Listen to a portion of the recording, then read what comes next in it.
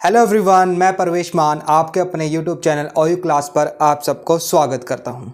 Dear students, आज के इस वीडियो में हम जानेंगे कि इग्नू से जो बीएड होती है वो कैसे होती है और इग्नू में हम बीएड में एडमिशन कैसे ले सकते हैं। ठीक है, सबसे पहली बात तो इग्नू में बीएड के लिए इग्नू में एंट्रेंस टेस्ट होता है। ठीक है, तो उससे रिलेटेड सारी इन्फॉर्मेशन हम आज की वीडियो में डिस्कस करेंगे कि आपका एग्ज़ाम फॉर्म कब से निकले थे और कब लास्ट डेट है और हॉल टिकट और एग्ज़ाम डेट क्या है, मोड ऑफ एग्जाम और पैटर्न ऑफ एग्जाम क्या रहेगा, एलिजिबिलिटी क्राइटेरिया क्या रहेगा। गाइस, एलिजिबिलिटी क्राइटेरिया जरूर आपको पता होना चाहिए क्योंकि इग्नू से बीएड हर कोई नहीं कर सकता। तो जानते हैं इस वीडियो में कि इग्नू से बीएड कौन कौन कर सकता है, क्या आप एलिजिबल हैं या नहीं हैं।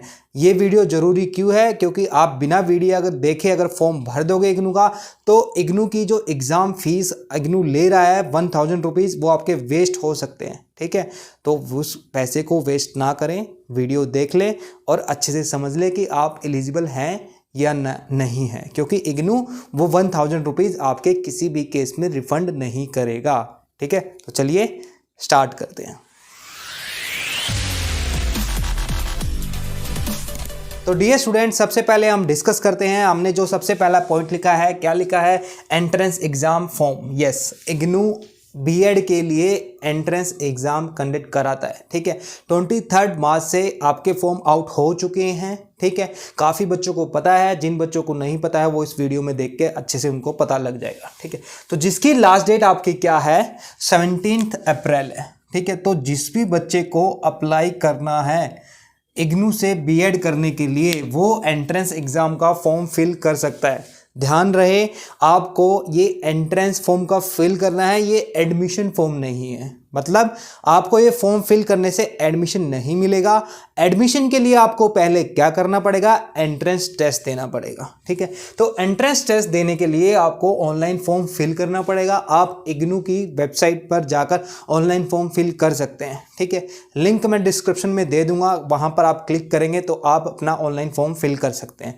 किसी भी बच्चे को अगर ऑनलाइन फॉर्म फिल करने में कोई दिक्कत है या इग्नू का कोई भी प्रोसेस समझने में कोई भी दिक्कत है तो हम सभी बच्चों को पर्सनल गाइडेंस प्रोवाइड करते हैं और उसमें ये सारी चीज़ें इंक्लूड भी करते हैं। आपका फॉर्म फिलअप, आपका एग्जाम फॉर्म फिलअप, आपका री रजिस्ट्रेशन फॉर्म फिलअप, आपके असाइनमेंट कहाँ से डाउनलोड करने हैं, सारी चीज़ों को हम इंक्लूड करते हैं अपने गाइडेंस पैकेज में। ठीक है, उसके लिए हम फीस चार्ज करते हैं। अगर आप इंटरेस्टेड हैं तो मेरा व्हाट्सअप नंबर स्क्रीन पर रहता है, आप हमसे कॉन्टैक्ट करें। ठीक है, हम आपको फीस डिटेल शेयर कर देंगे। आप हमसे ईजिली, बहुत ईजी तरीके से कॉन्टैक्ट कर सकते हो और आपकी हम हेल्प बहुत अच्छे से करेंगे। ठीक है, तो चलिए जानते हैं आगे का प्रोसेस। लास्ट डेट जिसकी क्या है, 17 अप्रैल, जैसे कि मैंने बताया। ठीक है, इस फॉर्म को फिल करने के लिए आपकी फीस कितनी लगेगी, 1000 रुपीज़, जो कि क्या है, नॉन रिफंडेबल है। ठीक है, तो बेटा ध्यान रखना है कि ये फॉर्म जिसको भरना है उसको पता होना चाहिए कि वो एलिजिबल है या नहीं है। ठीक है, 1000 रुपीज़ वेस्ट हो जाएंगे अदरवाइज। नेक्स्ट आपका क्या बता रहा हूं कि जो एग्जाम डेट है और हॉल टिकट है, ठीक है, वो कब आएगा। एग्जाम डेट आपकी है, ये एक्सपेक्टेड है, टेंटेटिव है। ठीक है, 8 मई 2022, 8 मई को आपका एंट्रेंस टेस्ट होगा। ठीक है, जिसका हॉल टिकट आप इग्नू अपनी तरफ से बोलता है कि हम 1 वीक बिफोर एग्जाम रिलीज करते हैं। अगर 8 तारीख को आपका एग्जाम हुआ 8 मई को, तो आपका हॉल टिकट एक्सपेक्टेड है कब तक आ जाएगा, 30 अप्रैल तक। ठीक है, कैसे डाउनलोड करना है, आपको इग्नू की वेबसाइट पर जाना है, वहां से आप डाउनलोड कर सकते हो। ठीक है, आप हमारे यूट्यूब चैनल से जुड़े रहना, आपको इन्फॉर्मेशन मिल जाएगी जब भी हॉल टिकट इग्नू इशू करेगा और वो कैसे डाउनलोड करना है हम वो भी आपको सब अच्छे से बता देंगे। तो किसी को कोई टेंशन लेने की जरूरत है नहीं। नेक्स्ट हम बात करते हैं मोड ऑफ एग्ज़ाम और पैटर्न ऑफ एग्ज़ाम, यानी कि आपका जो एग्ज़ाम है वो ऑनलाइन होगा कि ऑफलाइन होगा। इग्नू ने क्लियरली बताया आपका एग्ज़ाम कैसे होगा बेटा, ऑफलाइन मोड पे होगा, यानी कि आपको आपका स्टडी जो आपका एग्ज़ाम सेंटर होगा जो आप चूज़ करोगे एग्ज़ाम फॉर्म फिल करते वक्त, वहाँ पर आपको जाना है और अपना एग्ज़ाम देकर आना है। ठीक है, एग्ज़ाम किस फॉर्म में होगा, एमसीक्यू फॉर्म में होगा, यानी कि मल्टीपल चॉइस क्वेश्चन आपके आएंगे, ऑब्जेक्टिव टाइप को क्वेश्चन आपके आएंगे। ठीक है, जो आपका पेपर है एंट्रेंस टेस्ट वो आपका 2 पार्ट्स में डिवाइड होगा, एक तो आपका पार्ट ए और पार्ट बी।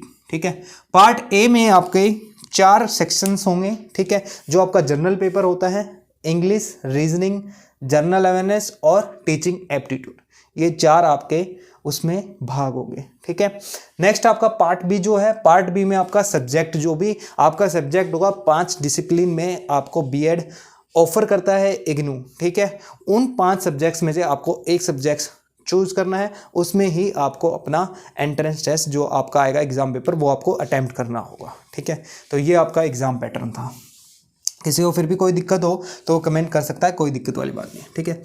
एलिजिबिलिटी क्राइटेरिया, ये बहुत इम्पोर्टेंट है, हर बच्चे को पता होना चाहिए, क्योंकि काफ़ी बच्चों को पता नहीं होता और उनको पता नहीं चलता कि हम इग्नू में बीएड करने के लिए एलिजिबल हैं या नहीं है। ठीक है। और जो लोग एलिजिबल होते हैं उनको भी पता नहीं लगता कि हम फॉर्म फिल कर सकते हैं नहीं कर सकते।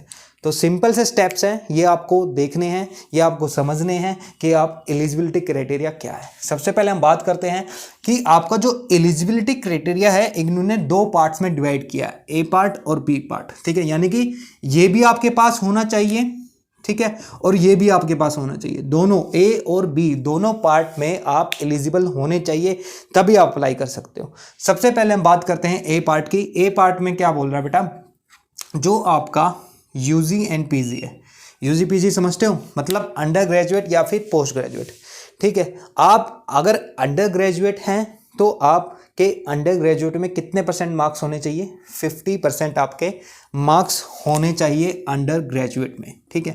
अगर आप पोस्ट ग्रेजुएट है तो पोस्ट ग्रेजुएट में भी आपके 50% होने चाहिए। ठीक है। और आपके पास दोनों हैं, यूजी और पीजी, और आप पीजी बेस पे अपनी बीएड भरना चाहते हैं, फिल करना चाहते हैं, आप अपनी डिग्री पीजी दिखा रहे हैं तो पीजी में आपके कितने होने चाहिए, 50%। इन शॉर्ट आपके 50% होने चाहिए जिस भी बेस पर आप अपना बीएड का फॉर्म भरना चाहते हो। ठीक है।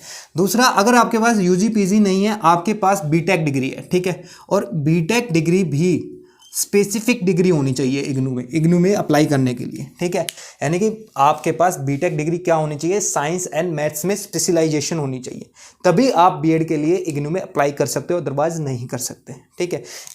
तो या तो आपके पास यूजी पीजी हो या आपके पास बीटेक की डिग्री हो। ठीक है। क्लियर बात है, इन दोनों में कंफ्यूज मत होना। ठीक है। तो बीटेक में अगर आप बीटेक बेस पे अपना बीएड का फॉर्म भरना चाहते हो तो बीटेक पे आपके 55% मार्क्स कंपलसरी हैं। ठीक है। और यूजी पीजी में 50%। तो ध्यान रहे कि आपको जो बीटेक का है वो बीटेक के लिए मिनिमम मार्क्स कितने होने चाहिए, आपके 55% होने चाहिए। ठीक है। और बाद में इग्नू बोलता है कि इक्विवेलेंट देयर टू, अगर आपके पास ऐसी कोई डिग्री है जो इन दोनों, या तो इसके इक्विवेलेंट हो या फिर इसके इक्विवेलेंट हो, तब भी आपकी यही 50 और 55% आपकी परसेंटेज रिक्वायर्ड रहेगी। ठीक है। नेक्स्ट अगर हम बात करते हैं बी पार्ट की, ये तो आपके पास होना चाहिए, प्लस आपके पास ये बी पार्ट भी होना चाहिए, तभी आप अप्लाई कर सकते हो। ये इंपॉर्टेंट पार्ट है, काफ़ी बच्चों को ये चीज़ें समझ में नहीं आती इग्नू में। ठीक है। तो सबसे पहले बात करते हैं कि इग्नू बोलता है बी पार्ट में क्या बात बोल रही है, पहले trained in service teacher in elementary education. वो बोल रहा है कि भाई जो हमारा टीचर है, ठीक है, एलिमेंट्री एजुकेशन में होना चाहिए और ट्रेंड होना चाहिए और इन सर्विस होना चाहिए, मतलब कि वो ट्रेंड भी होना चाहिए और सर्विस करता हुआ भी होना चाहिए। इन सर्विस का मतलब वो जॉब कर रहा है। ठीक है। अब जॉब वो कहाँ कर रहा है, एलिमेंट्री एजुकेशन में जॉब कर रहा है। ठीक है। तो एलिमेंट्री एजुकेशन में कोई भी अगर आप जॉब कर रहे हो, ट्रेंड हो और जॉब कर रहे हो, तो आप अप्लाई कर सकते हो। आप या तो गवर्नमेंट जॉब कर रहे हो या प्राइवेट जॉब कर रहे हो, इससे कोई फर्क नहीं पड़ता, आप जॉब करे होने चाहिए और ट्रेंड होने चाहिए। यहां पर ट्रेंड का मतलब क्या है कि ट्रेंड का मतलब है कि आप जो NCTE होता है उसके द्वारा कुछ कोर्सेज होते हैं, वो कोर्सेज आपको करने होते हैं, जैसे कि DLED BLED। ठीक है। और भी काफ़ी कोर्सेज हैं, मैं आपको बाद में दिखा दूंगा। ठीक है। तो ट्रेंड का मतलब है कि वो कोर्सेज आपने किए होने चाहिए, अगर वो कोर्सेज नहीं किए होंगे तो आप ट्रेंड नहीं माने जाओगे। ठीक है। चाहे आप जॉब कर रहे हो लेकिन आप के पास वो कोर्सेज नहीं हैं तो आप नहीं माने जाओगे। ठीक है। नेक्स्ट ये क्या कह रहा है, completed a NCTE recognised teacher education programme through face to face mode. अब ये चीज़ भी इंपॉर्टेंट है। ठीक है। जो मैंने ट्रेंड की बात की तो ट्रेंड से रिलेटेड चीज़ें हैं, ये वाला पॉइंट भी आपका कि आप जो कोर्सेज मैंने आपको बताए थे, ठीक है, कौन कौन से कोर्सेज है वो मैं आपको एक बार स्क्रीन पे दिखा देता हूँ, ठीक है। ये सारे कोर्सेज हैं जो NCTE से रिकॉग्नाइज कोर्सेज होते हैं। ये सारे कोर्स आपको फेस टू फेस करना होगा, यानी कि रेगुलर मोड में किए होने चाहिए। अगर ये कोर्सेज आपने ओडियल मोड में, या फिर आप ओडियल मतलब ओपन डिस्टेंस लर्निंग, ठीक है, यानी कि आपने डिस्टेंस मोड में अगर ये कोर्सेज किए हैं तो आप इग्नू में बीएड के लिए अप्लाई नहीं कर सकते। हालांकि इग्नू बीएड डिस्टेंस मोड में करा रही है, लेकिन डिस्टेंस मोड के लिए भी आपको ये कोर्सेज रेगुलर मोड में किए होने चाहिए, फेस टू फेस, ठीक है, फेस टू फेस मोड में, ठीक है, समझ गए। तो ये दोनों चीज़ें आपकी कंपलसरी है। ये कोर्सेज मैंने आपको बता दिए कौन कौन से रिकॉग्नाइज्ड टीचर एजुकेशन प्रोग्राम है, ठीक है, ये सारे कोर्सेज हैं, ठीक है।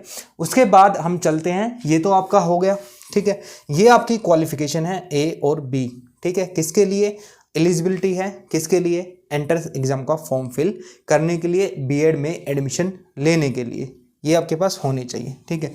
और कुछ बातें हैं वो मैं आपको बता देता हूँ।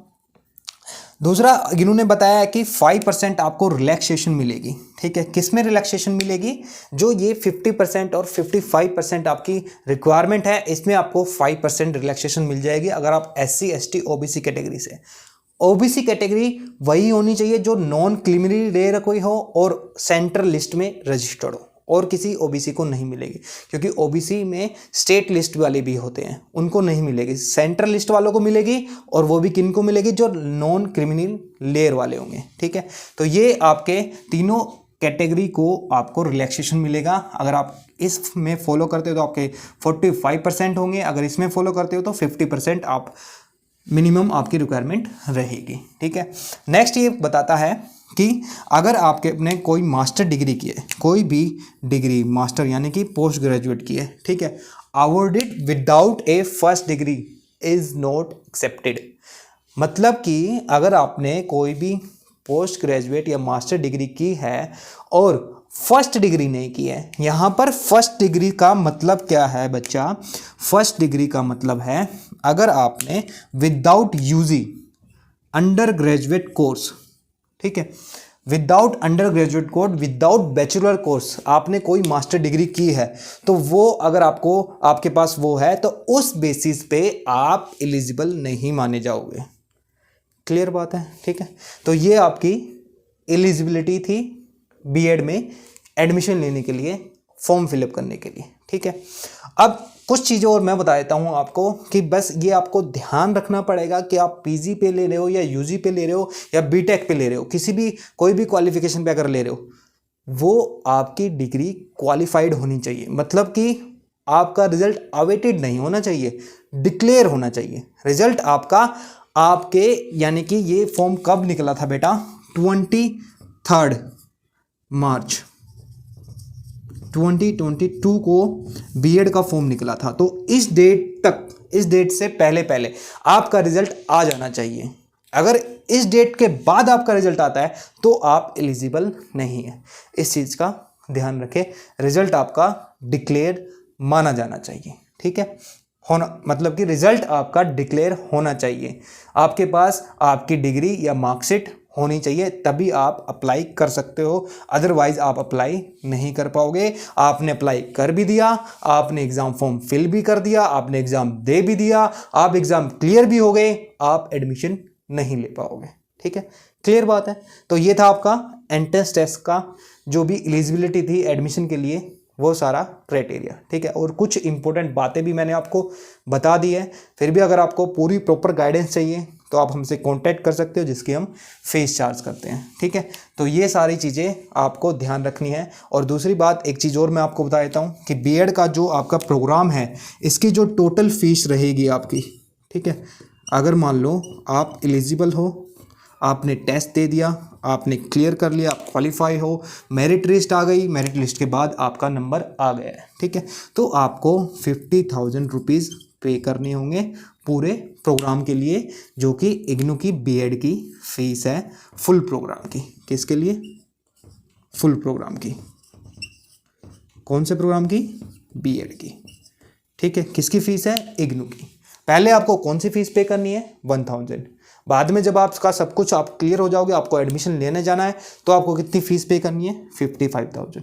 ठीक है, बस यही चीज़ें आपको ध्यान रखनी है और अपने टेस्ट की अच्छे से तैयारी करनी है और एग्ज़ाम दे के आना है, अच्छे से क्लियर करना है। मेरिट टेस्ट में आप आ जाओगे, एडमिशन ले लेना है, फीस फिल कर देनी है, फिर आप इग्नू में एडमिशन ले लोगे। ठीक है, उसके बाद का जो भी प्रोसेस होगा वो भी हम आपको समझा देंगे, किसी को कोई भी टेंशन लेने की ज़रूरत है नहीं। ठीक है, आई होप आपको ये वीडियो पसंद आई होगी। पसंद आई तो प्लीज़ लाइक कर दीजिए, ज़्यादा ज़्यादा शेयर कर दीजिए और हमारे यूट्यूब चैनल OU क्लास को सब्सक्राइब कर दीजिए। Take care, bye bye.